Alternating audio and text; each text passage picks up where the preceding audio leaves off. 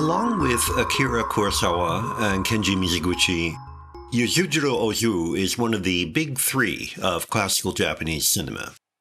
He is respected in academic and filmmaking circles, but that was not always the case, and even today his name is not exactly common currency.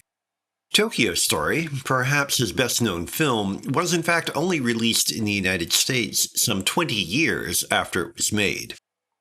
That delay points to something often overlooked in criticism, the importance of timing. Despite the title, Tokyo Story is less a story in the sense of a series of cause and effect events than a low-key, intimate situation explored with reticent understanding. An elderly couple set out from their rural home to visit their adult children in Tokyo. They are received with deference and affection, but it is quickly clear that the children are more than a little put out. The film chronicles an awkward few days until the elders decide to return home. During the return trip, the mother, Chieko Higashiyama, falls ill and within a short time dies. After the family gathers for her funeral, they go their separate ways. What sets these events apart from standard domestic melodrama is Ozu's restrained familiarity with his characters and milieu. If the Hirayama family's behavior inevitably seems a touch formal and foreign, their interaction is nonetheless utterly believable, despite cultural distance. They provide a recognizable catalog of trivial domestic tensions and inconveniences that, if sometimes mildly irritating, never entirely lack fondness. For that reason, the denouement is all the more moving, as the sadness emerges from a banal world all can usually take for granted.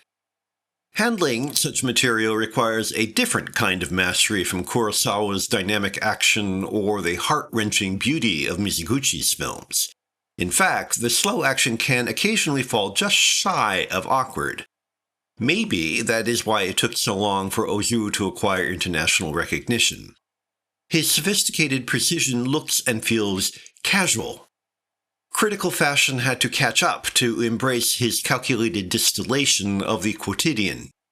In that sense, the late introduction of his work to the West served Ozu's reputation, since his films arrived during the high auteurist moment when individual distinction was sought by critics and audiences alike. Timing factors in my own reaction, I must admit.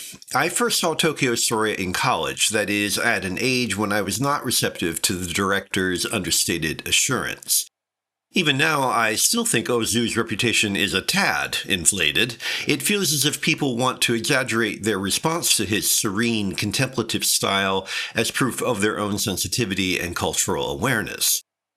On the other hand, in our hyperbolic, media-saturated world, watching characters gracefully accepting life's challenges without exaggerating them is as refreshing as it is rare. Put it this way, reacquainting myself with Tokyo Story's 2¼ hours required some patience, but its sympathetic calm worked like a cool breeze on a hot day.